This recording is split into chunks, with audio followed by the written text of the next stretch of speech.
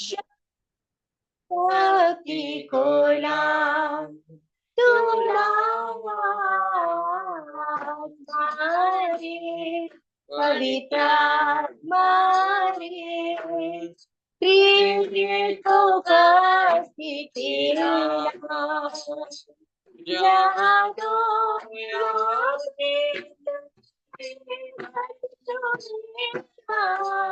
विश्व ने वादा किया बोले तू आई शांति में दर्शन लाए आत्मा रे पवित्र आत्मा रे यीशु की शक्ति को नाम आत्मा रे पवित्र आत्मा रे तेरी को पाते तेरा मिल कर सुखाए देखिए तेरा जना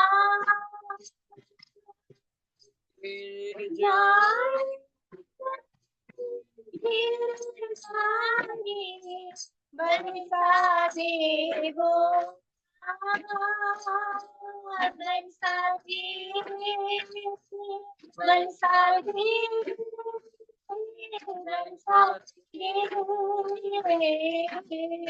आत्मा रे पवित्र आत्मा रे यीशु की शक्ति को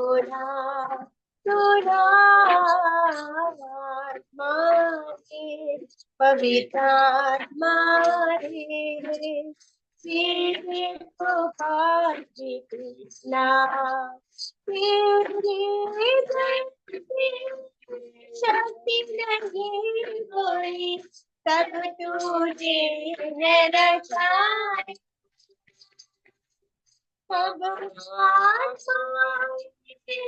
यीशु सिंहासन माथा टेकते आत्मा रे पवित्र आत्मा रे यीशु की शक्ति को आत्मा रे पवित्र आत्मा रे तेरे को कार्तिक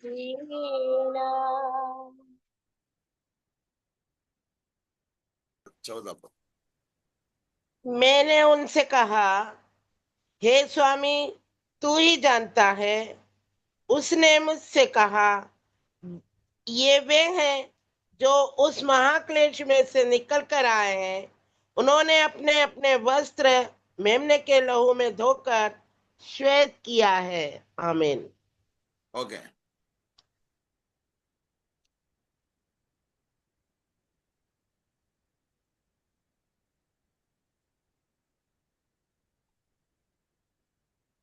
पवित्र पिता परमेश्वर यीशु के नाम में हम तेरे पवित्र चरणों पर आते हैं। हम पर दया कर तरसका तेरे पवित्र आत्मा हमारे बीच में मंडराते रहे। हमसे बोल और बातचीत कर हर एक अंधकार रुकावटें बाधाएं मसीह यीशु के सामर्थ्य नाम में दूर हो जाए। हम पर दया कर तरसका प्रभु यीशु मसीह के नाम में मांगते हैं, सुनो और ग्रहण कर। आमीन। प्रकाशित वाक्य के 7वें अध्याय में 2 प्रकार के झुंड हैं और ये भारी क्लेश के समय परमेश्वर अपने लिए अलग करता है। पगला ग्रुप 1,44,000 लोगों का झुंड। ये कहां से है? यहूदी लोगों के बीच में से है, इस्राएल लोगों के बीच में से है। इस्राएल लोग मतलब 12 गोत्र, 12 गोत्र के एक एक गोत्र से 12,000 के हिसाब से 1,44,000 लोग ये विजयी लोगों का झुंड है, जयवंत लोगों का झुंड है। उसके बाद दूसरा झुंड है 7वें अध्याय का 9वां पद से, एक बड़ी भीड़, एक बड़ी भीड़। ये दोनों ग्रुप राज्य का सुसमाचार सुनकर मन फिराए हुए, उद्धार पाए हुए लोग हैं। अभी अनुग्रह का सुसमाचार प्रचार किया जा रहा है, लेकिन कलीसिया उठा लिया जाने के बाद यीशु आएगा, अपने लोगों को लेके जाएगा, तो मसीह विरोधी के नेतृत्व में हम पर राज्य होंगे। उसके अंतिम समय मूसा और एलिया के द्वारा पैगंबर राज्य का सुसमाचार प्रचार किया जाएगा। पूरे संसार में बेदारी होगी। तो इस्राएल लोगों के बीच में से 1,44,000 लोगों का झुंड और राज्य का सुसमाचार प्रचार करने के कारण पूरे संसार से बहुत भीड़, बहुत बड़ी भीड़ अन्य जातियों के बीच में से परमेश्वर करेगा। और तभी तो अंध होगा करके लिखा है। देखिए, उस समय प्रचार जो करता है वो राज्य का सुसमाचार। इसलिए मत्ती 24 का 14 पद में ये लिखा, कोई निकाल कर पड़ेगा, मत्ती 24 अध्याय 24 उसका 14, 24 का 14। और राज्य का यह सुसमाचार सारे जगत में प्रचार किया जाएगा कि सब जातियों पर गवाही हो, तब अंत आ जाएगा। तब अंध होगा। तो कुछ लोग ये मिक्स करते हैं। ये 24 अध्याय का 14वां पद तभी प्रचार करता है जब बाहरी क्लेश होगा, और ये राज्य का सुसमाचार, राज्य का सुसमाचार प्रचार करेगा, और तब अंध होगा। तब अंध होगा मतलब तब यीशु मसीह कलीसिया के साथ पृथ्वी पर आएंगे। वो ऐसा समय रहेगा कि इस्राएल लोग बुरी तरफ से परेशान हो जाएंगे। जैसे यहेजकेल की पुस्तक 37, 38 अध्याय में लिखे हुए युद्ध उसी समय होगा। रशिया के नेतृत्व में एक बहुत बड़ा सेना इसराइल के खिलाफ आएगा।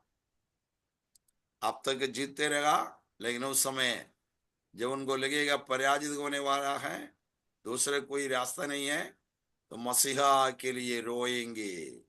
वो है जकरिया 12 का 10।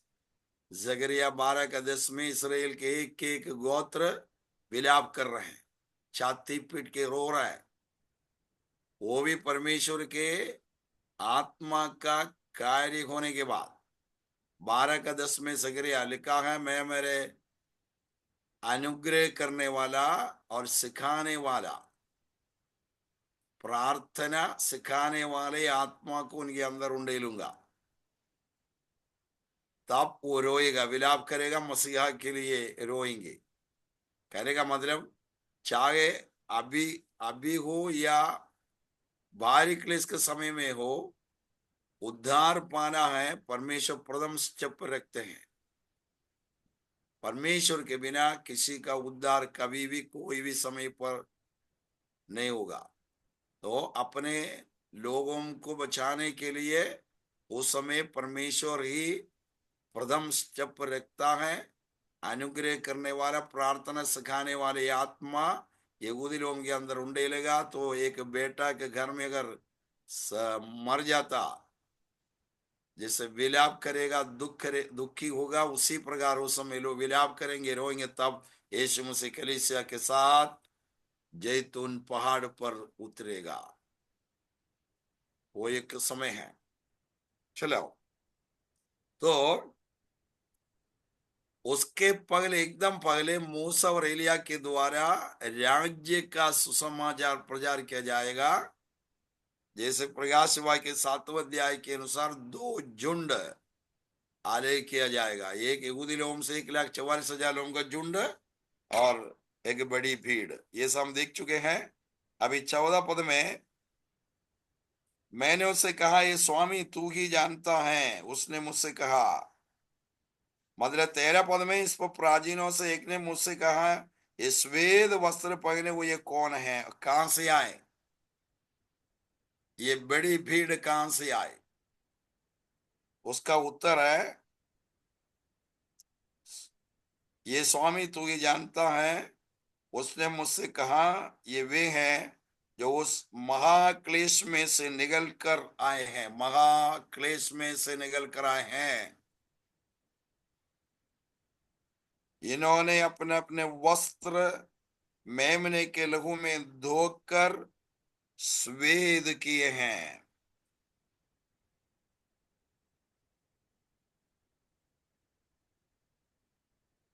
पिछले दिन हम देखे थे, एक वस्त्र अगर लहू में धोता कौन सा कलर रहेगा, लहू का कलर या ला, लहू का रंग, ला, लाल। लाल।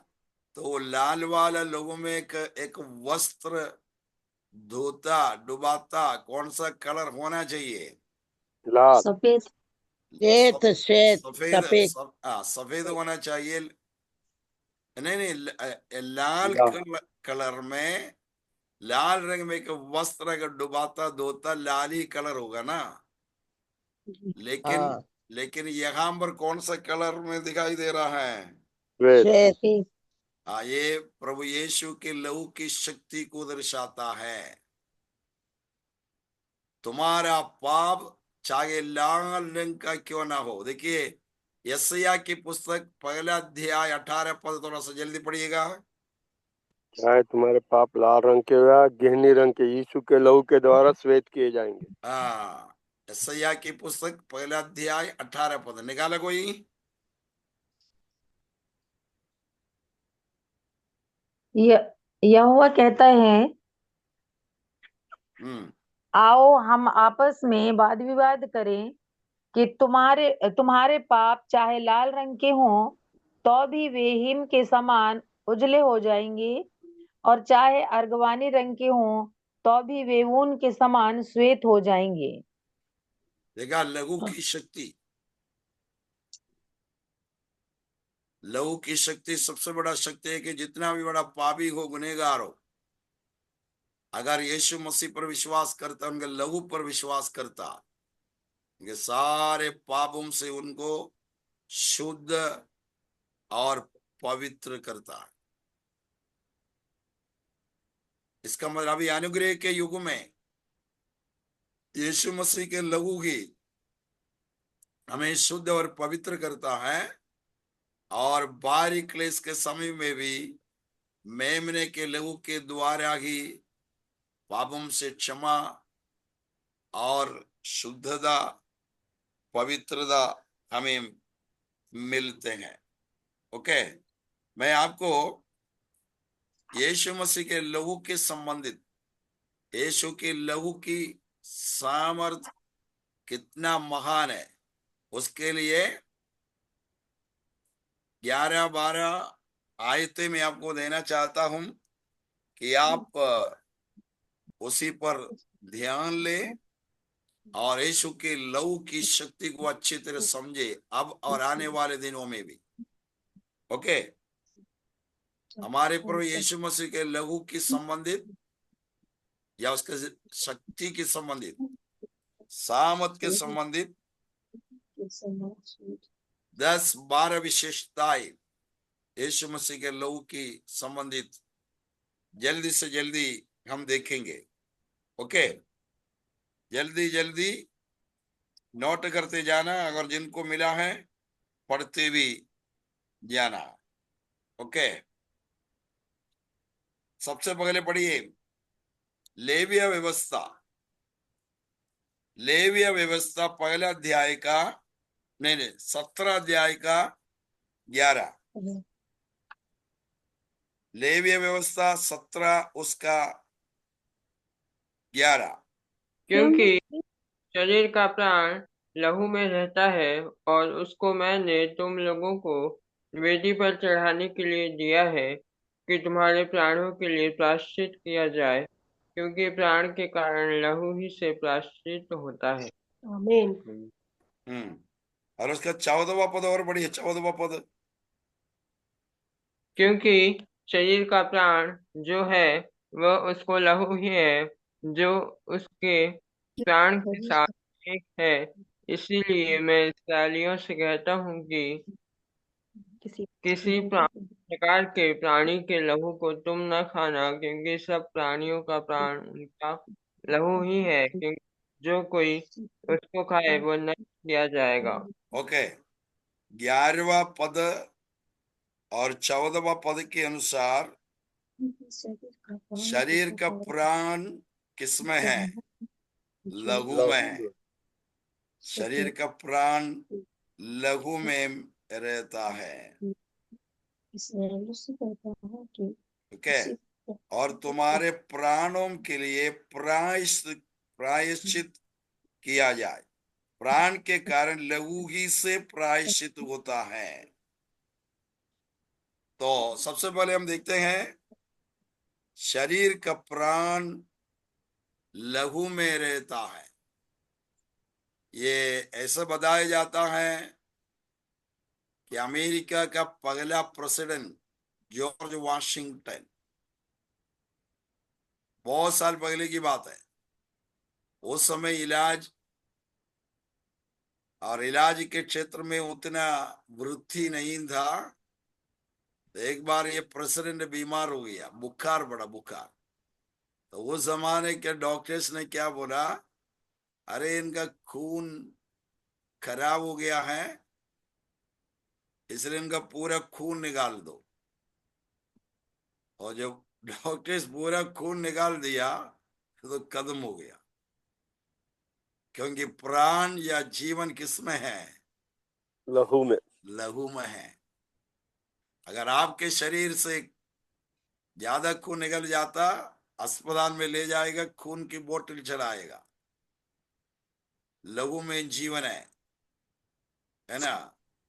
तो कहने का मतलब ये है, हमारा प्रभु यीशु मसीह कितना लहू हमारे लिए बहाया? पूरा पूरा पूरा पूरा खून बहाया, पूरा पूरा लहू बहाया। इसका मतलब हमारे लिए क्या दिया? अपना प्राण, अपना जीवन हमारे लिए दिया है कि हम अनंत जीवन पाए। यीशु मसीह अपना पूरा पूरा खून बहाया कलवरी के क्रूस पर, कि हम उस लहू के द्वारा, क्योंकि यीशु अपना जीवन ही दिया उस लहू के द्वारा, ये हमारे लिए प्रायश्चित का लहू था। क्योंकि यहाँ पर लिखा है, प्राण के कारण लहू ही से प्रायश्चित होता है, क्योंकि उसमें जीवन था। तो हम यीशु मसीह के लिए धन्यवाद करें कि सचमुच में यीशु मसीह हमारे लिए क्या दिया? अपना जीवन दिया, पूरा पूरा खून दिया, मतलब अपना जीवन हमारे लिए दिया है।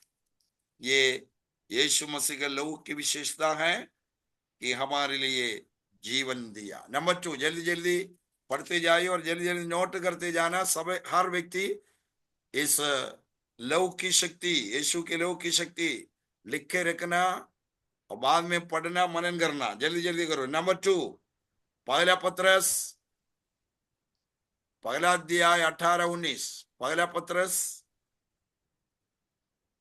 पहला अध्याय का 18-19। क्योंकि तुम जानते हो कि तुम्हारा निकम्मा चाल चलन बाप दादों से चला आता है। उससे तुम्हारा छुटकारा चांदी सोने अर्थात नाशवान वस्तु के द्वारा नहीं हुआ, पर निर्दोष और निष्कलंक मेमने अर्थात मसीह के बहुमूल्य लहू के द्वारा हुआ। निष्कलंक, निर्दोष मेमना, इसका मतलब उनका लहू भी क्या होगा? निष्कलंक और निर्दोष मेमना का लहू निष्कलंक और निर्दोष ही होगा। उसे छुटकारा मिला, छुटकारा। यीशु के लहू की सामर्थ्य है। यीशु के लहू के द्वारा हमें छुटकारा मिला है। ओके, छुटकारा शब्द में मोक्ष, मुक्ति, उद्धार, सुरक्षा, ये सब आएगा। छुटकारा, डिलीवरेंस, छुटकारा जो शब्द उसमें मोक्ष, मुक्ति,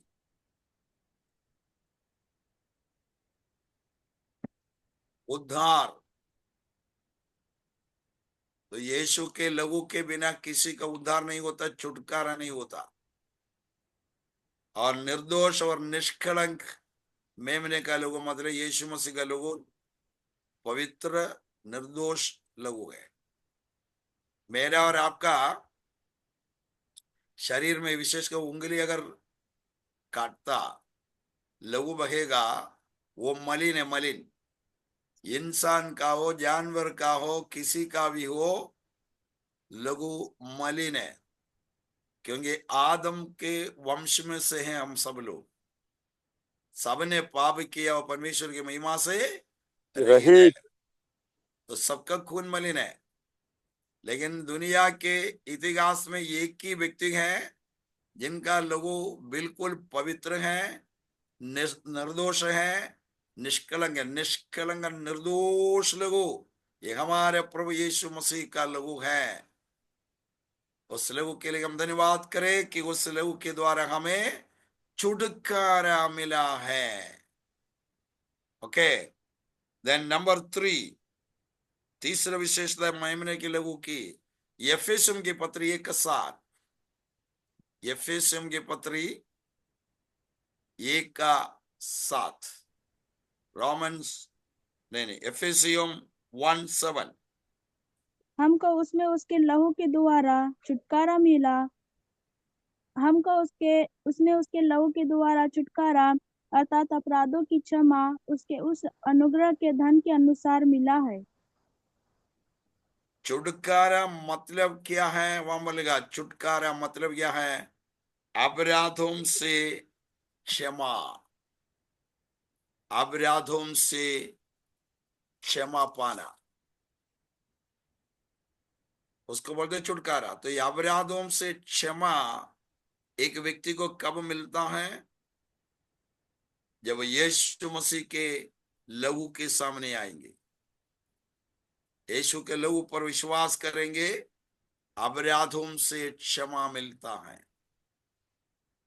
दूसरे कोई मार्ग से अपराधों से क्षमा नहीं मिलेगा, केवल यीशु मसीह के लहू के द्वारा। उसको बोलते हैं छुटकारा, फॉरगिवनेस ऑफ सिंस। हमारे जन्म से लेकर अब तक देखा जाए अपराध, पाप पहाड़ जैसे है, पहाड़ जैसे। कौन इतने सारे पापों को क्षमा करके देगा? केवल यीशु मसीह, उनके लहू के कारण। यीशु मसीह के लहू के कारण हमें forgiveness of the forgiveness from sin या forgiveness through the blood of Jesus, यीशु मसीह के लहू के द्वारा अपराधों से क्षमा। एक पापी, एक गुनहगार आज यीशु मसीह पर विश्वास करेगा, मुक्तिदाता ग्रहण करेगा, पहला प्रोसेस, पहला काम ये होता है, उनका सारा पाप और अधर्म क्षमा किया जाता है, क्षमा किया जाता है। और कोई कारण से किसी का पाप क्षमा नहीं किया जाएगा। तो तीसरी विशेषता है पापों से क्षमा। जितने लोग आज यहाँ पर बैठे हुए हैं, ये कौन लोग हैं? पापों से पापों से क्षमा पाए हुए लोग, पाप और अपराधों से क्षमा क्षमा पाए। पाए हुए लोग।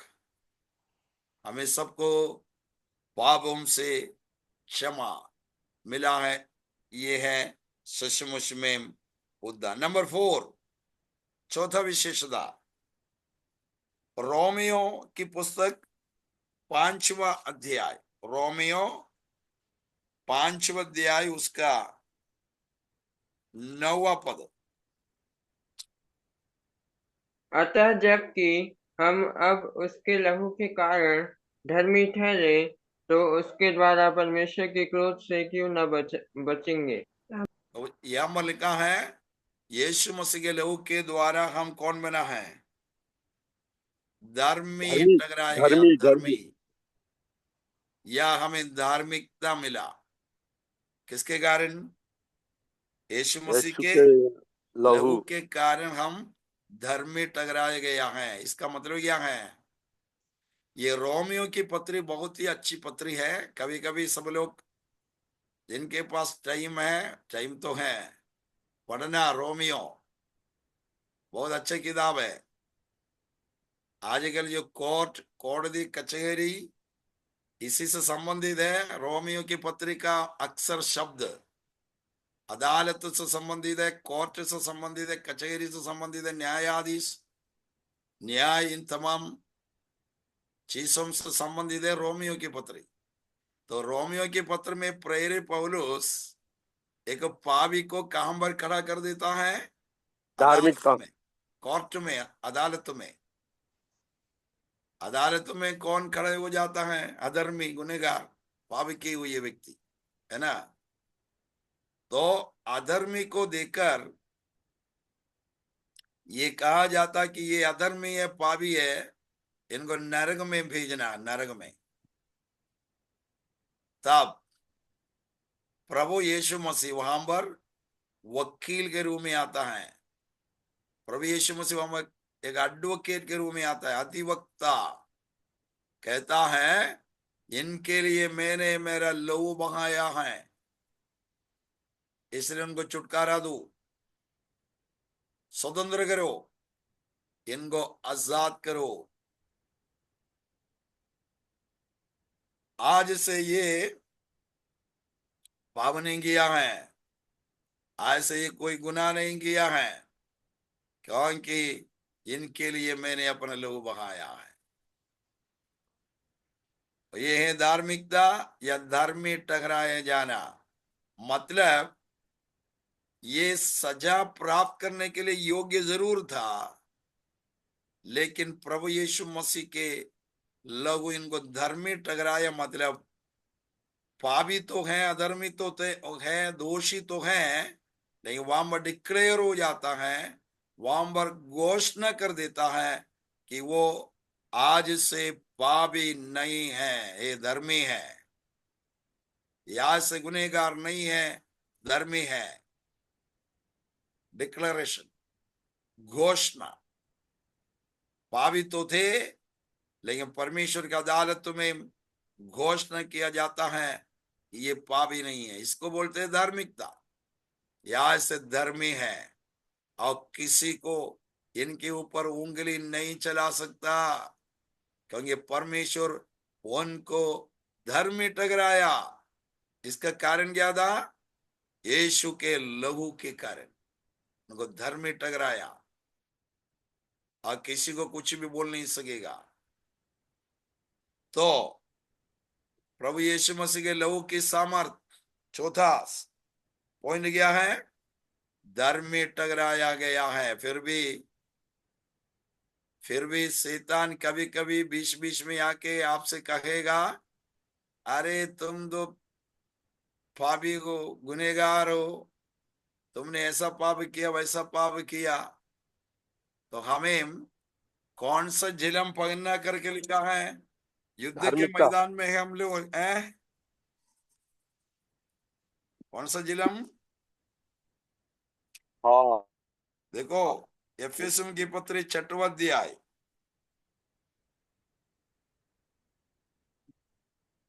उसका 14वां पद में क्या लिखा है? एफेसियों 6 का 14वां पद में, इसलिए सत्य से अपनी कमर कसकर और धार्मिकता की झिलम पहनकर, हाँ, कौन सा जिलम? धार्मिकता की झिलम। धार्मिकता का जिलम पहनकर। मैं एक बार शायद बोला होगा, एफेसियों की पत्री में कितने अध्याय हैं? 6 अध्याय हैं। 6 अध्याय का मतलब है हम एक ही समय 6 जगहों पर पाए जाते हैं। एक ही समय हम 6 जगहों में पाए जाते हैं। पहला अध्याय में हम कहां पर है? मसीह यीशु में है। पहले अध्याय में हम यीशु मसीह में है। यीशु को छोड़ के जाना नहीं। एफेसियों की पत्री 2 अध्याय में हम स्वर्गीय स्थानों पर है, हेवनली, स्वर्गीय स्थानों पर है। ओके। एफेसियों की पत्री 3 अध्याय में हम कलीसिया में है, कलीसिया में हम बहुत जिम्मेवार व्यक्ति हैं, कलीसिया में है।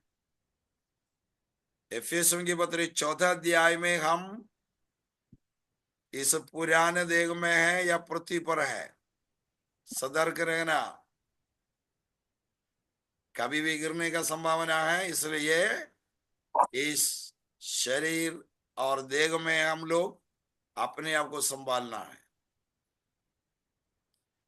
और एफेसियों की पत्री 5 अध्याय में हम परिवार में है, परिवार। तो परिवार को कभी भी तुच्छ नहीं जानना। पति पत्नी बच्चे महत्वपूर्ण है, इसको छोड़कर कोई सेवकाई नहीं है। परिवार को संभालना, देखभाल करना हमारी जिम्मेवारी बहुत बड़ा है। 5 अध्याय में, एफेसियों की पत्री 5 अध्याय में हम परिवार में हैं। तो 6वां अध्याय, लास्ट अध्याय एफेसियों की पत्री 6वां अध्याय में हम काम रहे हैं, युद्ध के मैदान में है। युद्ध के मैदान में मतलब हम लोग सिपाही है, सिपाही। सिपाही के पास हमेशा क्या होना चाहिए? हथियार होना चाहिए। तो 6वां अध्याय 10वां पद से 18 पद तक 7 प्रकार के हथियारों के बारे में लिखा, 7 प्रकार के हथियारों के बारे में। इसमें एक है धार्मिकता का झिलम पकड़ना। ये प्रेरित पौलुस एक रोमी सिपाही को देकर ये सारे हथियारों के बारे में लिखा है। तो एक रोमी सिपाही अपने छाती के इस जगह पर जो पकड़ने वाला झिलम है, धार्मिकता का झिलम। रोमी लोग छाती के उस जगह जो झिलम बनता था, अगर कोई व्यक्ति अचानक गोली मारता, यहाँ पर नहीं लगना चाहिए, हृदय में, छाती पर, जल्दी मर जाएगा। इसलिए बचाव के लिए रखा है झिलम। उस चीज को प्रेरित पौलुस आत्मीय तौर से लिखा है। हमें कौन सा झिलम पकड़ना है? धार्मिकता का झिलम। क्या मतलब है? यीशु मसीह अपने लहू के द्वारा हमें धर्म में टकराया, हमें धार्मिकता मिला। हमारे योग्यता से नहीं, हमारे गुणों से नहीं, हम पढ़े लिखे अनपढ़ कुछ भी हो इसके कारण नहीं। यीशु मसीह हमें प्रेम किया, पापों से क्षमा दिया और अपने लहू से हमें शुद्ध किया, हमें धर्म में टकराया, घोषणा कर दिया कि आज से धर्मी है। लेकिन बीच बीच में शैतान आके क्या बोलेगा? तुम तो नरक ही जाएगा। मसीह जीवन में अगर गलतियां माता, कमजोरियां माता, पाप का प्रकृति आता या झूठ बोला, गुस्सा हो गया, तो शैतान आके मंत्रणा करेगा, हारे तो नरक ही जाएगा। तो आपको जानकारी होना चाहिए कि मैं कौन हूं। मैं धार्मिक हूं यीशु के लहू के द्वारा। धार्मिकता का झिलम। शैतान से बोलना है, यीशु मसीह मुझे मेरे योग्यता से नहीं कि मुझे धर्म में टकराया, यीशु अपने लहू से मुझे धर्म में टकराया है। यीशु के लहू के कारण मुझे धार्मिकता दिया है। अभी भी यीशु के लहू के कारण ही मैं धर्म में ठहरता हूं, ये बताना। ये है धार्मिकता का झिलम पहनो, शैतान के खिलाफ खड़े हो जाओ। यीशु के लहू ही हमें धार्मिकता का झिलम पहनाने के लिए, पकड़ने के लिए शक्ति और सामर्थ्य देता है। पास्टर जी, ये इफिसियों 1 अध्याय का आपने क्या बताया? इफिसियों 1 अध्याय में हम यीशु मसीह में हैं। We are in Christ. यीशु मसीह में। ओके। दूसरे अध्याय में हम स्वर्गीय स्थानों पर, स्थानों में है, तीसरे में कलीसिया, तीसरे अध्याय में कलीसिया हम में, कलीसिया में, चौथे पुराने, हाँ, चौथे अध्याय में देह हम में, पुराने मनुष्यत्व में है, मनुष्य में, देह में, पांचवा पांचवा परिवार में, परिवार में, छठवां अध्याय में हम लोग आम रहे युद्ध के मैदान में। युद्ध के मैदान में। देखिए एक ही समय युद्ध 6 के जगहों मैदान में। पर हम पाए जाते हैं। ये 6 प्रकार की रिस्पॉन्सिबिलिटीज, ये 6 प्रकार की जिम्मेवारियों को दर्शाता है। चलो अभी हम पांचवा पॉइंट, पांचवा विशेषता, हमारे प्रभु यीशु मसीह के लहू की सामर्थ या लहू की विशेषता। कोलोसियम 1:20 पढ़िए, कोलोसियम 1:20।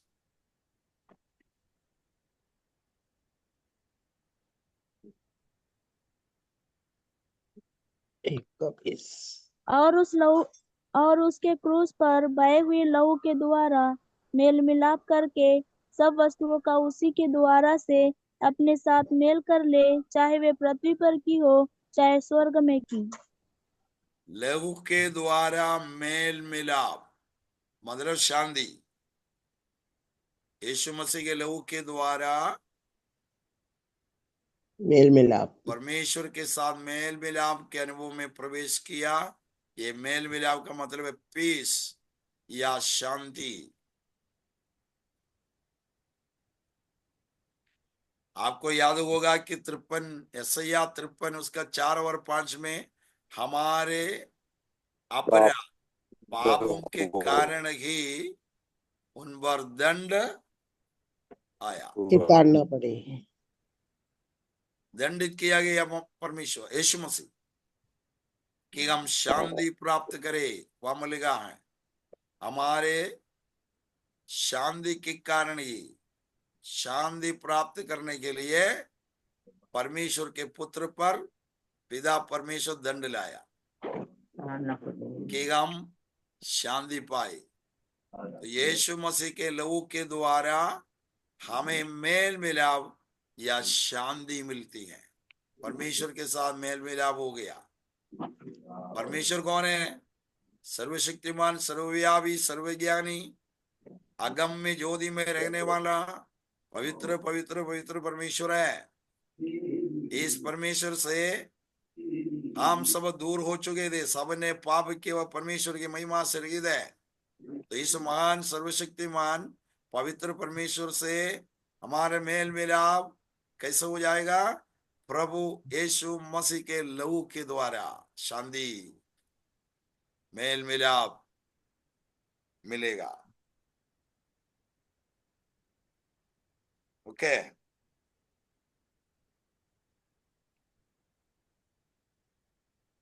छठवा,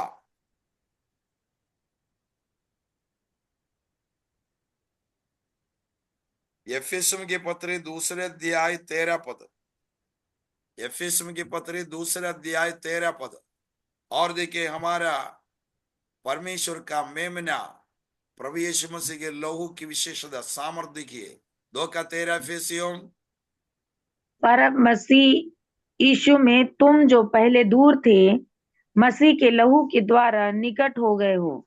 हाँ, मसीह के लहू के द्वारा हम अभी परमेश्वर के निकट हो चुके हैं। हम दूर थे क्योंकि हम पापी थे, गुनहगार थे, पाप और अधर्म में मरे हुए थे, रीति रिवाज में अपने अपने मन मर्जी में चलते थे, भेड़ों के नाई भटक गए थे। ऐसे के व्यक्ति सर्वशक्तिमान पवित्र परमेश्वर के निकट कैसे आ सकते हैं? लहू यीशु के के द्वारा, लहू के द्वारा, अपने पुत्र यीशु के लहू के द्वारा अब हम परमेश्वर के निकट है, परमेश्वर के समीप है। इसलिए इब्रानियों की पत्री 14 अध्याय 15-16 में लिखा है, पढ़िए कोई। अब हम परमेश्वर के निकट है, इसका मतलब क्या है? भिखारी जैसे नहीं माना है परमेश्वर के सन्मुख। अभी हम भिखारी नहीं है, भिखारी जैसे डर डर के नहीं माने परमेश्वर के सन्मुख। कैसे आना है? इब्रानियों चौथा अध्याय 15-16 बहुत ध्यान से पढ़िए और बहुत ध्यान से सुनिएगा। हाँ, इसीलिए जब हमारा ऐसा हाँ। बड़ा महायाजक है जो स्वर्ग से होकर गया है, अर्थात परमेश्वर का पुत्र यीशु, तो आओ हम अपने अंगीकार को दृढ़ता से थामे रहे, क्योंकि हमारा ऐसा महायाजक नहीं जो हमारी निर्बलताओं में हमारे साथ दुखी न हो सके, वरना वह सब बातों में हमारे समान परखा तो गया, तो भी निष्पाप निकला। इसीलिए आओ हम अनुग्रह के सिंहासन के निकट हिवाई बांध कर चले कि हम पर दया हो और वह अनुग्रह पाए जो आवश्यकता के समय हमारी सहायता करे। देखिए अभी कैसे आने के लिए लिखा है, परमेश्वर के अनुग्रह के सिंहासन के सामने डर के मारे हियाव बांध कर, हियाव बांध कर आओ, ऐसे लिखा। तो आज परमेश्वर के अनुग्रह के सिंहासन के सामने पवित्र पवित्र परमेश्वर के सन्मुख हियाव बांध कर हम आ सकते, हमारे मन खोल सकते, बोल सकते, प्रार्थना कर सकते, याद न कर सकते, कुछ भी को बोल सकता है हियाव बांध कर हिम्मत के साथ। ये हिम्मत कहां से मिलेगा? मेमने के लहू लहू से। के द्वारा हम परमेश्वर के निकट आ चुके हैं। अगर नहीं तो किसी को इस परमेश्वर के निकट आने का अधिकार नहीं है। ओके, सातवां विशेषता हमारे प्रभु यीशु मसीह लोगों के, पहला यूहन्ना 1:7, पहला यूहन्ना 1:7 जैसे वो में, ज्योति में है और वो जैसे ज्योति में है, हमारी भी सहभागिता ज्योति में रहेंगी, तो यीशु का लहू हमें सब पापों से शुद्ध करता है। हमें सब पापों से शुद्ध करता है यीशु के लहू।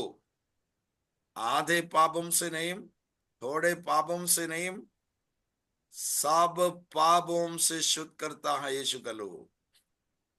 तो पवित्रता यीशु के लहू के द्वारा हमें शुद्धता, पवित्रता मिलती है। तो यीशु मसीह का लहू ऐसा एसिड है जिसके द्वारा हम पूरी तौर से शुद्ध हो जाता है, पवित्र हो जाता है। जितने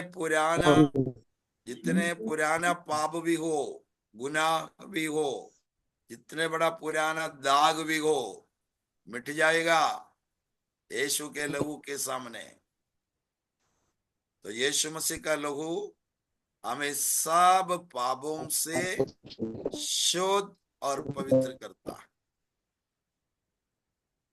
इसलिए अभी प्रकाश वाक्य के 7वें अध्याय में क्या देख रहे थे? सवाल क्या पूछा गया? ये कहां से आए? बाहरी क्लेश से आए। ओके, और क्या उत्तर मिला? ये मेमने के लहू में अपना वस्त्र बोले धोए हैं और स्वेद है, स्वेद। तो यीशु के लहू में ये वस्त्र किसको दर्शाता है? जीवन रूपी वस्त्र। ये हमारे जीवन रूपी वस्त्र को दर्शाता है। तो जीवन रूपी वस्त्र यीशु के लहू में अगर डुबाया जाए, स्वेद ही निकलेगा, स्वेद। ये यीशु के लहू की सामर्थ। तो यीशु के लहू के द्वारा हम पूरी तौर से सब पापों से शुद्ध हो जाता है, पवित्र हो जाता है। अभी 8वां विशेषता, ये प्रकाशित वाक्य 1:5 में क्या लिखा? थोड़ा सा देखिए, प्रकाशित वाक्य 1:5 में, और यीशु मसीह की ओर से जो विश्वास योग्य साक्षी और मरे हुओं में से जी उठने वालों में पहिलौठा और पृथ्वी के राजाओं का हाकिम है, तुम्हें अनुग्रह व शांति मिलती रहे। वह हमसे प्रेम रखता है और उसने अपने लहू के द्वारा हमें पापों से छुड़ाया है।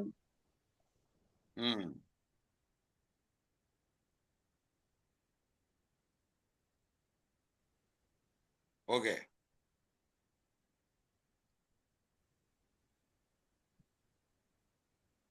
पापों से छुड़ाया है। Okay,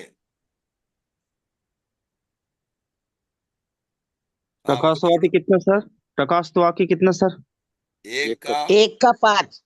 okay. 5। वो हमसे प्रेम रखता है और उसने अपने लहू के द्वारा हमें पापों से छुड़ाया है।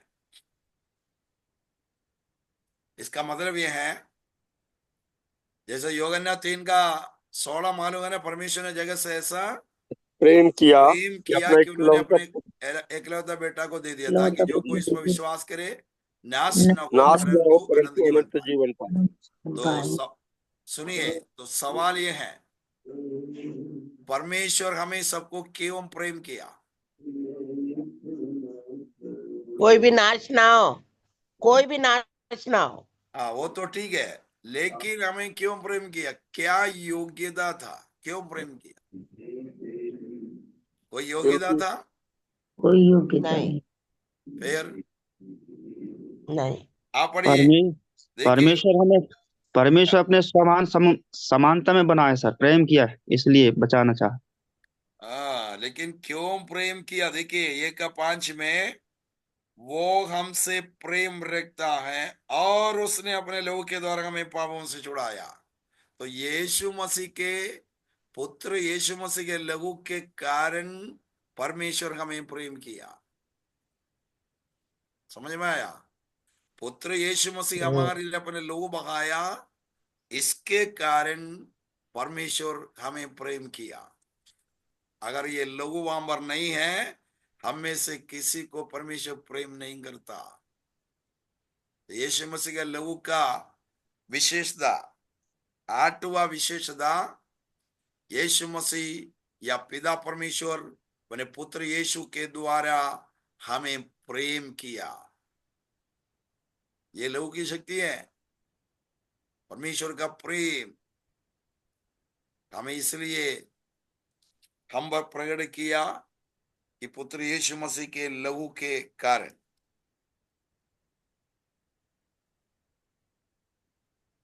ओके, अभी 9वां विशेषता,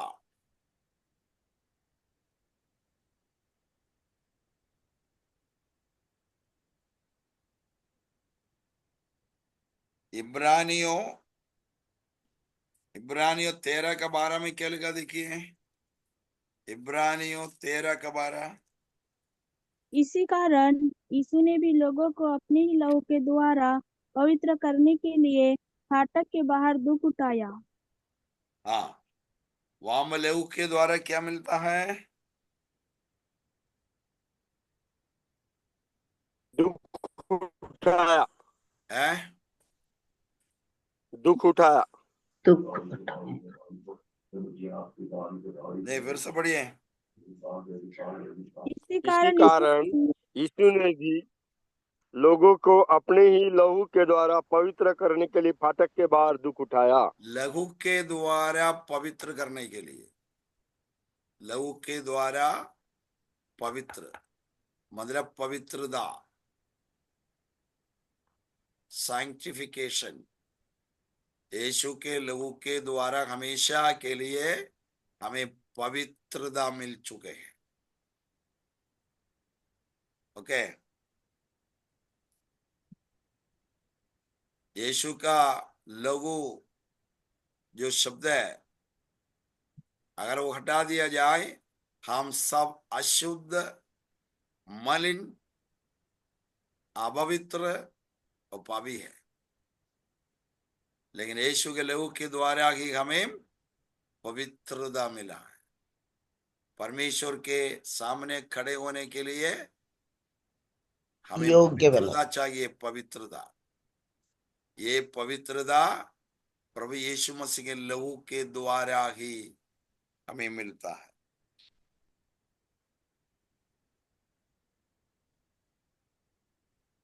और 10वां विशेषता देखिए, इब्रानियों की पत्री 10:19। इब्रानियों की पत्री 10 का 19 पढ़िए। इसीलिए भाइयों, जब हमें जब यीशु हमें यीशु का लहू के द्वारा उस नए और जीवते मार्ग से पवित्र स्थान में प्रवेश करने का हिवाय हो गया है। हाँ, यीशु के लहू के द्वारा, फिर क्या लिखा? यीशु के लहू के द्वारा जीवित मार्ग से पवित्र स्थान में प्रवेश करने का किया हो गया। प्रवेश, पवित्र स्थान में प्रवेश करने का योग्यता किसके द्वारा मिला? यीशु के लहू के द्वारा। एंट्रेंस मतलब परमेश्वर के राज्य में प्रवेश करने का योग्यता यीशु का लहू ही है। यीशु के लहू के द्वारा प्रवेश, स्वर्ग में प्रवेश, परमेश्वर के राज्य में प्रवेश यीशु के लहू के द्वारा ही हमें मिला। आजकल कोई ऑफिस में जाना है, अंदर जाना है, बहुत सारे चीजें मांगते हैं, है ना? आईडी मांगते, आईडी। हमारा आईडी क्या बताओ? स्वर्ग में जाने यीशु का, का लहू, स्वर्ग में प्रवेश करने का यीशु का लहू, आधार यीशु का कार्ड क्या है? लहू, आधार यीशु कार्ड का है लहू। यीशु मसीह का लहू। Praise the Lord. हाँ, ये आपका आधार कार्ड है, याद रखना। आधार कार्ड के बिना कोई काम चलेगा क्या? नहीं, नहीं। हाँ, नहीं। हमारा आधार कार्ड, हमारा आईडी प्रभु यीशु मसीह का लहू। यीशु लहू। प्रभु यीशु मसीह के लहू के द्वारा हमें प्रवेश मिला है, स्वर्गराज में। एंट्रेंस स्वर्ग राज्य में। दूसरा कोई योग्यता हमारे जीवन में नहीं था।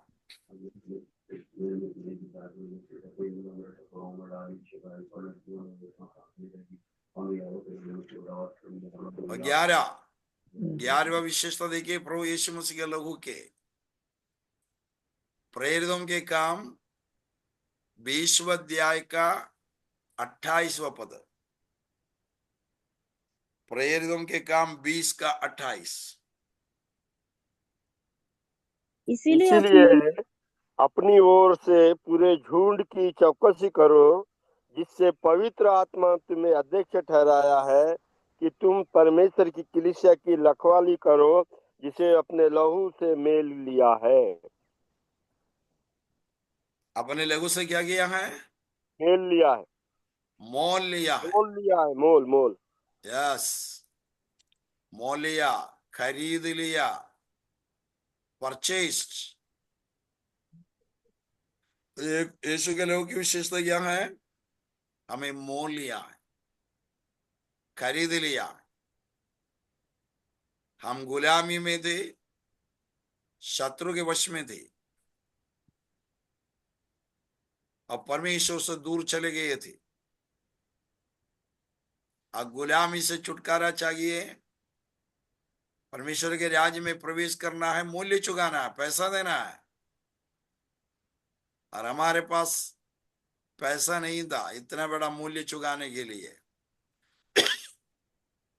इसलिए प्रभु यीशु मसीह अपना पूरा पूरा खून बगाकर हमें खरीद लिया है, हमें मोल लिया है, purchase by the blood of Jesus. यीशु मसीह के लहू के द्वारा नहीं मारते हम मोल लिए हुए हैं, खरीद लिए हैं। हम मोल लिए हुए लोग हैं, खरीद लिए हुए लोग हैं यीशु मसीह के लहू के द्वारा। इसलिए हमें याद रखना हमेशा, हम अपना नहीं है। इसी के साथ ही साथ पढ़िए पहले कुरिन्थियों 6वां अध्याय उसका 20वां पद। पहले कुरिन्थियों 6वां अध्याय उसका 20वां पद। क्या उनके दाम देकर मोल लिए गए हो, इसीलिए अपनी देह के द्वारा परमेश्वर की महिमा करो। तो इसको ऊपर, उसका ऊपर से पढ़िए। क्या क्या हम तुम नहीं जानते कि तुम्हारी देह पवित्र आत्मा का मंदिर है, जो तुम में बसा हुआ है और तुम्हें परमेश्वर की ओर से मिला है, और तुम अपने नहीं हो। हाँ, तुम अपना नहीं हो। नहीं हो, क्योंकि यीशु मसीह ने क्या किया है? अपने दाम लोगों से मैं खरीद लिया है। आप दाम दुकान में देकर खरीदा। आप दुकान में जाकर कोई चीज खरीद लेता है, खरीदने के बाद वो चीज किसका है? हमारा। मेरा हमारा मतलब मेरा मेरा मेरा मतलब जिन्होंने जो खरीद लिया उन्हीं का है ना। पैसा देके जो व्यक्ति खरीद लिया वो चीज अभी उनका है, अपना। तो हमें कौन खरीद लिया? यीशु। यीशु। इसलिए यीशु अब मसीह किसका है? यीशु यीशु मसीह का। वहां बस स्पष्ट शब्दों में लिखा है, अब हम अपना नहीं है, यीशु का है। आप पासवान हो, विश्वासी हो, कोई भी हो, अच्छी तरह याद रखना, अभी आप अपना नहीं है। आपको आपके जीवन में कोई अधिकार नहीं है, क्योंकि आप अपना नहीं है, आप यीशु का है। यीशु मसीह अपने पूरे पूरे लोगों देकर उनको खरीद लिया है, मोल लिया है। ओके।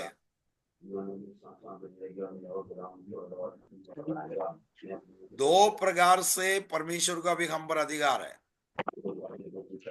सुनिएगा, दो प्रकार से अब परमेश्वर को हमारे जीवन में अधिकार है। एक बार एक बालक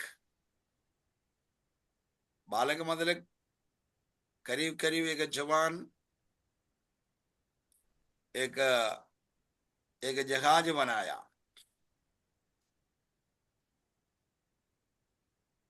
ऐसे के मटेरियल था, उसी से उन्होंने एक जहाज बनाया। तो समुद्र के किनारे में गया, वो जहाज पानी में डाल दिया। उनको देखना था ये कैसे चलता है। उन्होंने अपने हाथ से बनाया था वो जहाज।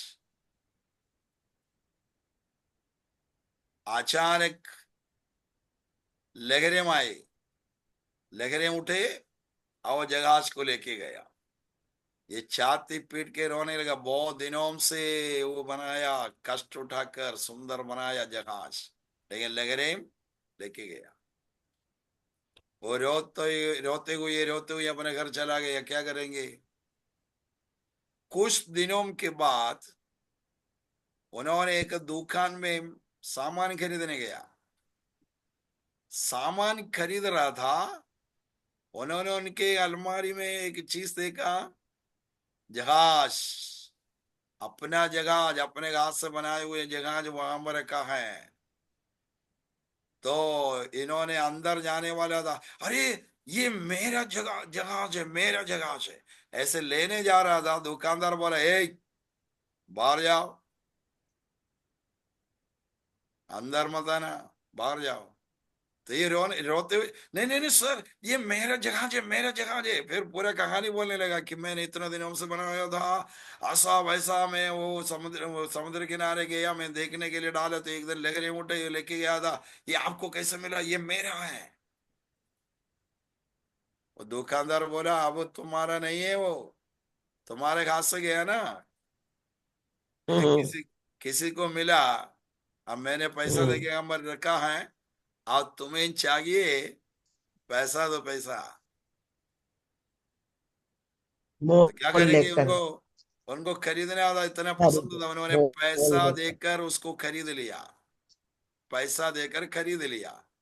तो खरीदने के बाद रास्ते में जा रहा था, तो खुद ऐसा बोलते हुए ये जा रहे हैं जगाश को देकर, हे जगाश, अब मुझे दो प्रकार से तुम पर अधिकार है।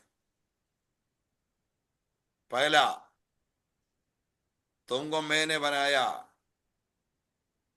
इसलिए तुझ पर मुझे अधिकार है। लेकिन तुम मुझसे बहुत दूर चले गया, इसके कारण मुझे पैसा देके खरीदना पड़ा। मैंने खरीद लिया, इसलिए पैसा दे के, मूल्य चुका के खरीदने के कारण तुम पर मुझे अधिकार है। तो परमेश्वर को हमारे जीवन में दो प्रकार से अधिकार है। क्या है? पहला अधिकार, हमें बनाया, बनाया, अपने स्वरूप और समानता में। अपने स्वरूप में अपने समानता में हमें बनाया, वो हमारे सृष्टिकर्ता है, हम सृष्टि हैं। सृष्टिकर्ता होने के नाते हम पर उनको अधिकार है।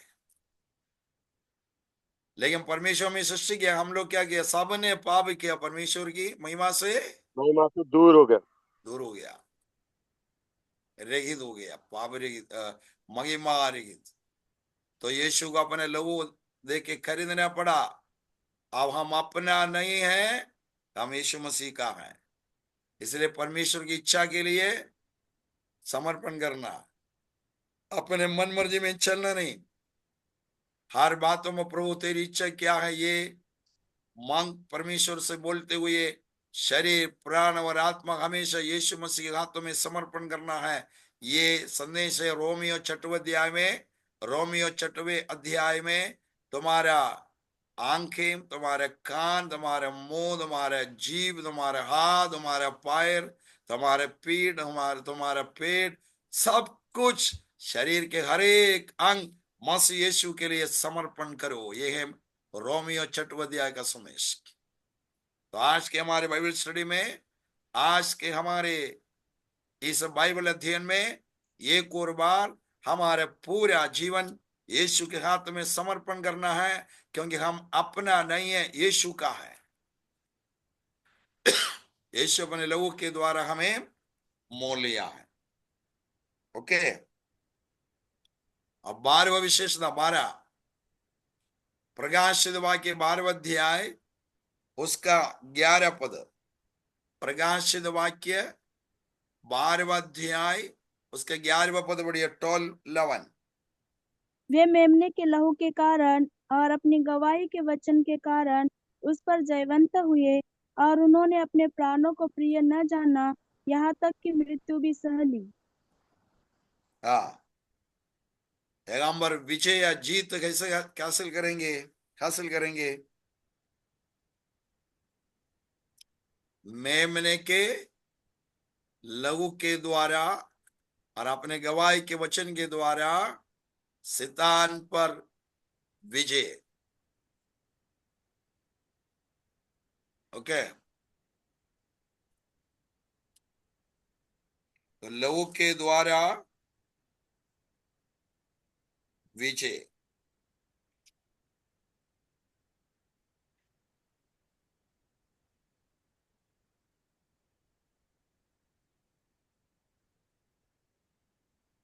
वहां पर वे मतलब उद्धार पाए हुए लोग।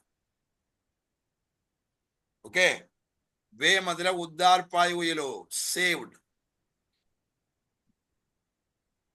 वे मेमने के लहू के कारण और अपनी गवाही के वचन के कारण उस पर मतलब शैतान पर, उस पर मतलब शैतान पर जयवंत हुए। विक्ट्री जयवंत हुए किसके द्वारा? मेमने के लहू के द्वारा। और अपने गवाही का वचन क्या? गवाही का वचन। आज सुबह सभी लोग वचन पढ़ के ही आए क्या इस बाइबल अध्ययन में, मीटिंग में? नहीं, या उठे ऐसे ही आए? बाइबल पढ़ के आए कि नहीं माया? यस। ओके, आगे बाइबल स्टडी में माया यारे वो पर बहुत वचन सुनाई देता है भाई, क्या पढ़ना, चलो। ऐसा नहीं, सुबह उठने के बाद आपका पहला काम है वचन पढ़ना, लगातार सिस्टमैटिकली वचन पढ़ना। जब वचन पढ़ते हैं ध्यान पूर्वक और प्रार्थना पूर्वक, उसमें से कुछ शब्द या सेंटेंस या आधा पैराग्राफ हमारे दिल से बात करेगा। वो है गवाही का वचन। दिल में लगा के देगा, दिल के पट्टियों में पवित्र आत्मा वचन लिखे देगा। हर वचन नहीं लिख के देगा। मान लीजिए आप दुख में हो, निराश में हो, संकट में हो, तो उसके अनुसार पवित्र आत्मा वचन लिखे देगा। वो आपके लिए, इसको बोलते हैं रीमा वर्ड। रीमा वर्ड का मतलब है बातचीत करने वाला वचन। एक अध्याय आप पढ़ने से पूरा वचन आपके दिल से बात नहीं करता, जानकारी के लिए पढ़ सकते हैं, लेकिन अगर आप जिस परिस्थिति में हो उसके अनुसार पवित्र आत्मा कुछ शब्दों को हमारे अंदर हृदय के पट्टियों में लिखे देगा। आपको लगेगा परमेश्वर मुझसे बातचीत कर रहा है। ये गवाही का वचन है, और ये गवाही का वचन शैतान पर जय पाने के लिए है। ऐसे रोज प्रतिदिन का हमारे अनुभव होना है, इसलिए बाइबल मनन करना है, पढ़ना है, कि आपके जीवन से परमेश्वर का वचन बातचीत करे। वो जीवन है, प्रबल है, आत्मा शरीर प्राण को अलग अलग कर देता है, मन के विचारों को जांचता है। ये गवाही का वचन। और उसके अलावा ये लिखा है मेमने के लहू। तो मेमने के लहू शैतान पर हमें जयवंत होने देता है, विजय जीत हासिल करने देता है। इसलिए यीशु की लहू की जय हो। ये किसके लिए सिरदर्द होगा? बोलिए। शैतान के लिए। शैतान हाँ, तो शैतान को सिरदर्द देना कि नहीं देना? देना है। देना है, क्योंकि वो हमेशा हमें सिरदर्द देता है। देता कि नहीं देता? हाँ, हाँ, हाँ। शैतान हमेशा हमें सिरदर्द देता है, कोई ना कोई समस्या लेके आता है। मानसिक तनाव, नुकसान, बीमारी, झगड़ा करवाता है, मनमुटाव, कोई ना कोई चीज लेके आता है ना, हाँ, और शांति में सिर दर्द हो जाता है। इसे आपको भी शैतान को सिर दर्द देना है। आप कैसे शैतान को सिर दर्द देगा? वचन के द्वारा। यीशु के लहू लहू की जय हो। शैतान के लिए सिर दर्द हो गया। ओके, मैं शायद बताया होगा कि एक बहुत बड़ा क्रूसेड में प्रचार के बाद एक परमेश्वर का अभिषिक्त दास सबके लिए प्रार्थना कर रहा था। प्रार्थना करते करते अंत में एक मोटा तगड़ा लंबा, देखने से भी डर लगता है ऐसे के जवान कूद के दौड़ के आ रहा था। तो ये प्रभु के दास को लगा कि अरे इसके अंदर दुष्ट आत्मा है। वो भाग के आ रहा था देखकर। तो उन्होंने क्या कहा? यीशु मसीह का लहू तेरे खिलाफ आ रहा है। यीशु का लहू तेरे खिलाफ आ रहा है। खिलाफ। ये सुनते ही उधर ही गिर गया। वो गिरते हुए बोलता है, ऐसा मत बोल, ऐसा मत बोल, ऐसा मत बोल। कैसा मत बोल? यीशु के लहू यीशु के लहू। तेरे खिलाफ आ रहा है। तो वहां से उठा, फिर से आ रहे थे प्रभु के दास की ओर दौड़ के आ रहा था। प्रभु का दास ने फिर से कहा, यीशु का लहू तेरे खिलाफ आ रहा है। तो फिर से गिर गया। गिरते ही बोलते हैं, ऐसा मत बोल, ऐसा मत बोल, ऐसा मत बोल। तीसरी बार कोशिश कर रहा था, उठ के प्रभु के दास की ओर आ रहा था। अंत में पूरा ताकत प्रयोग करके प्रभु के दास ने कहा, यीशु का लहू तेरे खिलाफ आ रहा। फिर से गिर गया। बोलते कि ऐसे मत बोल, ऐसे मत। तीसरी बार प्रभु के दास ने क्या किया? उनके पास गया। उन्होंने आज्ञा दिया, यीशु के नाम में निकल। इनमें से निकल गया दुष्ट आत्मा, स्वतंत्र हो गया, आजाद हो गया। ऐसा मत बोल, ऐसा मत बोल मतलब कैसे मत बोल?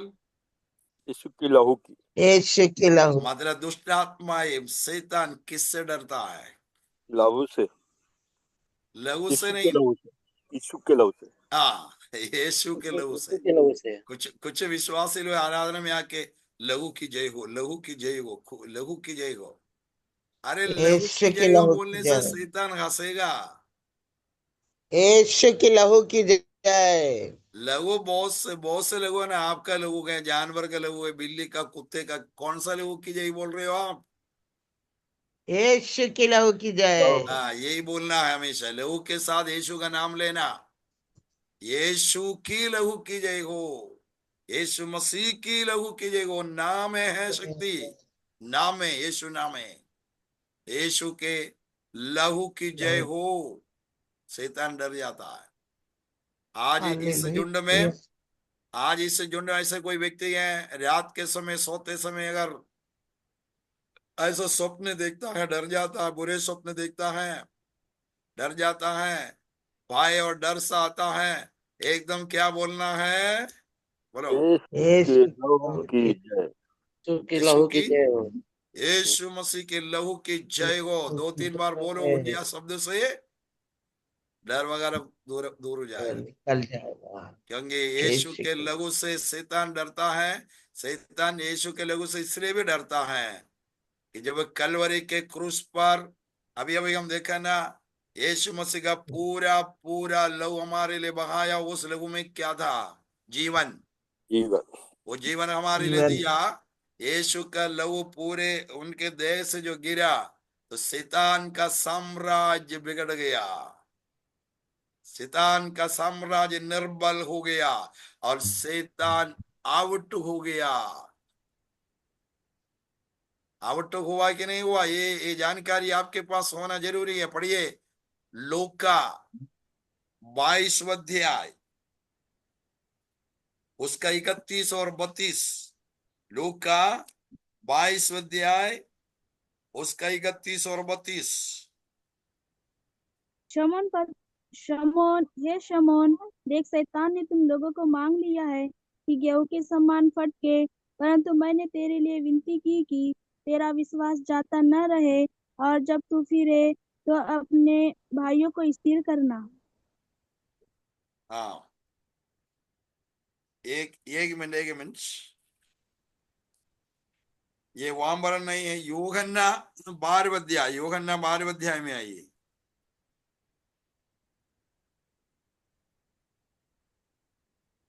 12 का 31, 12 का 31, 12:31। अब इस संसार का न्याय होता है। अब इस संसार का सरदार निकाल दिया जाएगा, और यदि पृथ्वी पर से ऊंचे पर चढ़ाया जाऊंगा तो सबको अपने पास खींचूंगा। और 33। ऐसा कहकर उसने यह प्रकट कर दिया कि वो कैसे मृत्यु से मरेगा। तो यीशु मसीह अपने मृत्यु के बारे में बोल रहा था। तब क्या कहा 31 पद में? एक और बार पढ़िए। अब इस संसार का न्याय होता है। अब इस संसार का सरदार निकाल दिया जाएगा।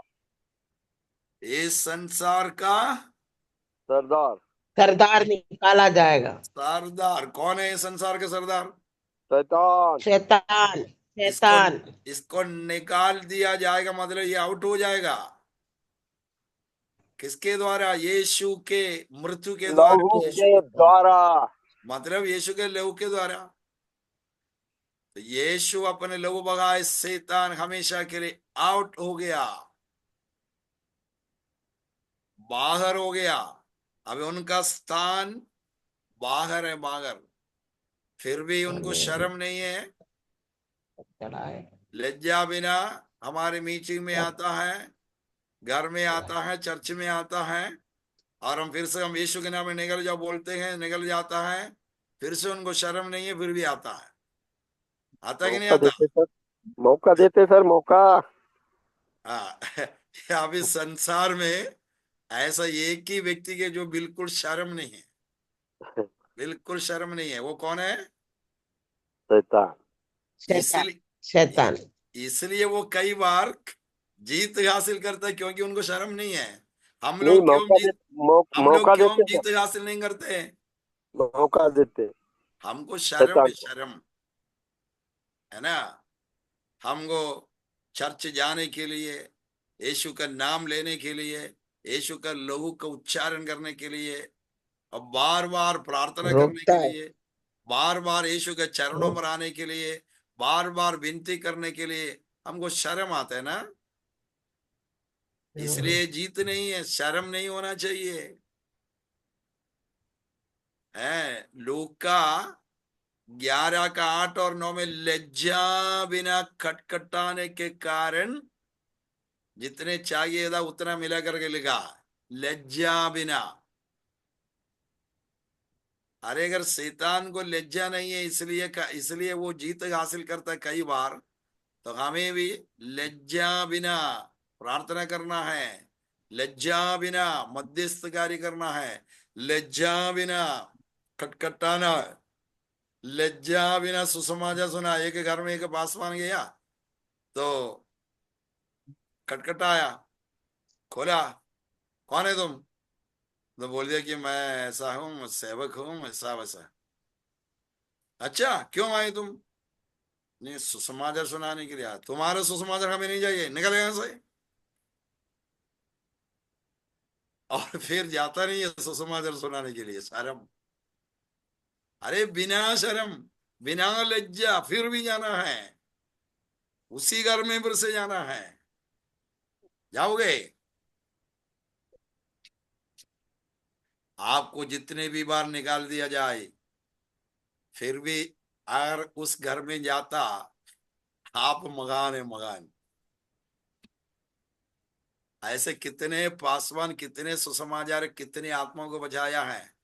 बागर कर दिया, डांटा, गाली दिया, फिर भी बिना शर्म बिना लज्जा वहां गया। आमद में उस व्यक्ति का मन फिरा हो गया, उद्धार पाया, और अद्भुरी से उनको परमेश्वर इस्तेमाल किया। तो कभी कभी परमेश्वर की आत्मा हमें प्रेरणा देता है, लज्जा बिना सब कुछ करना है। क्योंकि शैतान भी लज्जा बिना कर रहे हैं, वो ऑलरेडी हारा हुआ है, ऑलरेडी डिफीटेड शैतान है, हारा हुआ शैतान।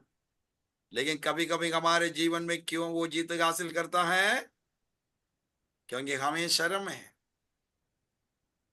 और प्रार्थना करने में, और सुसमाचार सुनाने में, और आराधना करने में, और अन्य भाषा में बात करने में हमें शर्म होता ना। शर्म नहीं होना।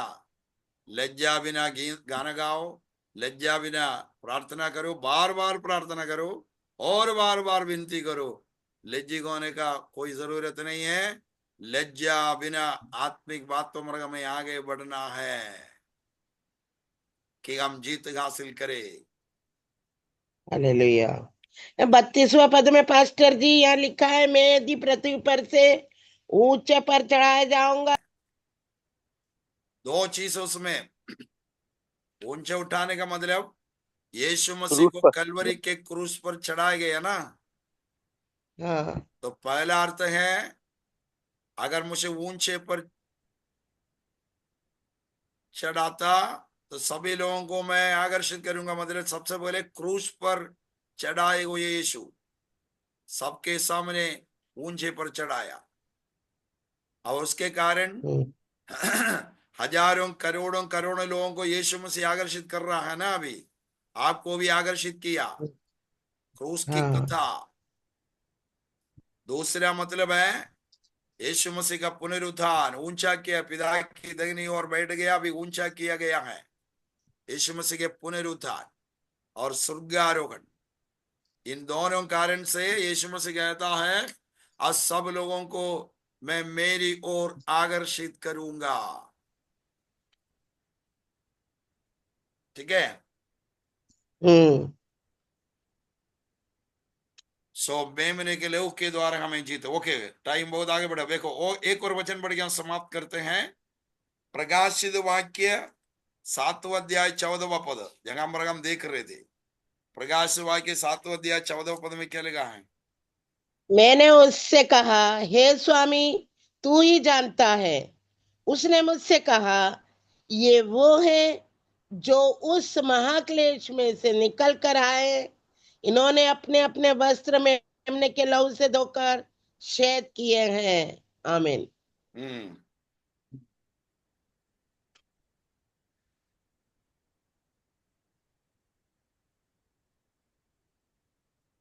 मतलब ये है, ये हमेशा के लिए श्वेत हो गया, हमेशा के लिए पवित्र हो गया। स्वर्ग में सुनाई दिए शब्द है ना ये। हाँ, इसलिए 15 में लिखा मतलब है कि परमेश्वर के सिंहासन के सामने है परमेश्वर के सिंहासन के सामने जब हम मेमने के लहू से धोकर 15 में लिखा है। परमेश्वर के सिंहासन के सामने और उसके मंदिर में दिन रात उनकी सेवा करते हैं। जो सिंहासन पर बैठा है वह उसके ऊपर हाँ, तंबू तानेगा। नहीं उसके अलावा ये रोमियो 16 अध्याय,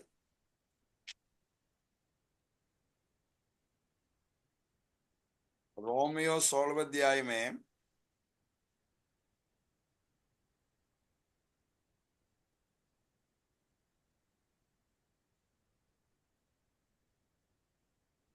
आखिरी निर्देश।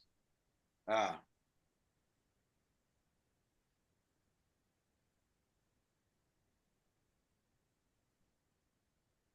26 के क्योंकि 28।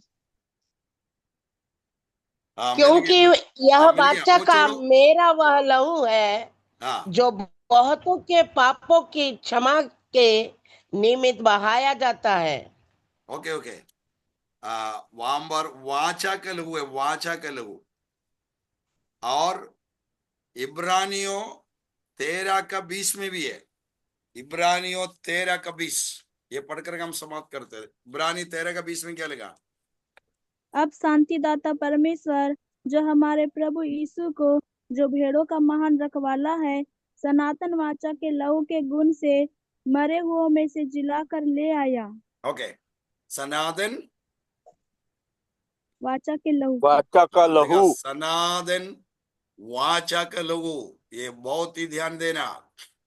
सनातन वाचा का लघु, ये थोड़े समय के लिए नहीं, संसार में जो जितना हम रहेंगे उतना टाइम के लिए नहीं, ये सनातन वाचा का लघु है। तो मतलब करीब 13 बातें, 13 विशेषता हम देख चुके हैं। ये 13 विशेषता हमेशा के लिए है। सनातन वाचा का लघु है, ये वाचा का लघु है, वाचा का लघु। मतलब यीशु मसीह के इब्रानियों 13 का, इब्रानियों 20 13 का 20 20 सनातन वाचा का लघु। और मत्ती 26 का 28 में देखा ना, जो व्यक्ति यीशु के लहू के सामने आएगा उनको क्या मिलना चाहिए? पापों से क्षमा। ये वाचा का लहू है, वाचा है, प्रोमिस है, प्रतिज्ञा है। और ये सनातन है, हमेशा के लिए है। यीशु के लहू के द्वारा जितने भी विशेषताएं हम देख चुके हैं, ये थोड़े समय के लिए नहीं, हमेशा के लिए है। ये वाचा का लहू है। ओके, प्रभु हमें मदद करे, सहायता करे कि प्रभु यीशु मसीह के लहू की सामर्थ्य को हम गहराई से समझे और उसके अनुसार आगे बढ़े। प्रभु इन वचनों के द्वारा हमें आशीष दे।